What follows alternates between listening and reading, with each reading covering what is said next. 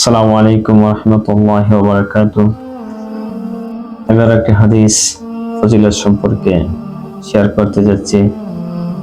যে হাদিসটি তিরমিজি শরীফের মধ্যে আসছে, নবীজির সাহাবী হযরত আবু সাঈদ খুদরি রাদিয়াল্লাহু তাআলা থেকে বর্ণিত। তিনি বলেন, রাসূল আকরাম সাল্লাল্লাহু আলাইহি ওয়াসাল্লাম বলেছেন,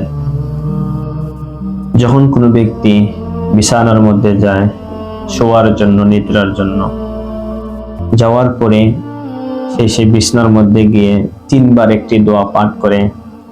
সেই দোয়াটি হলো, আস্তাগফিরুল্লাহাল আযীম আল্লাযী লা ইলাহা ইল্লা হু আল হাইয়ুল কাইয়্যুম ওয়া আতুবু ইলাইহি।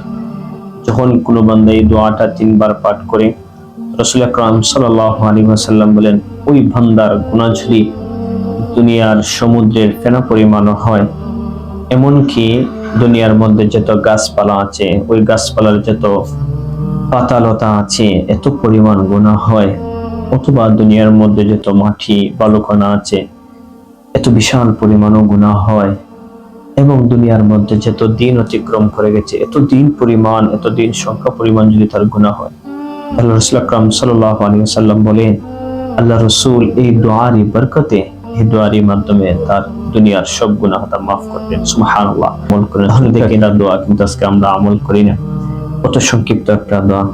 এই দোয়াটা যদি আমরা পড়ি, তাহলে আমাদের গুনাহ যে পরিমাণ হোক না কেন, আল্লাহ রাসূল সাল্লাল্লাহু আলাইহি ওয়াসাল্লাম বলেছেন আমাদের সেই গুনাহটা মাফ করে দিবেন। আমি আবারও সেই দোয়াটা বলতে চাচ্ছি। সেই দোয়াটি হলো, আস্তাগফিরুল্লাহাল আযীম আল্লাযী লা ইলাহা ইল্লা হু আল হাইয়ুল কাইয়্যুম ওয়া আতুবু ইলাইহি। আল্লাহ তাআলা যেন আমাদের সবাইকে এই ছোট্ট একটি দোয়া আমল করার তৌফিক দান করেন। সকলে বলি আমিন।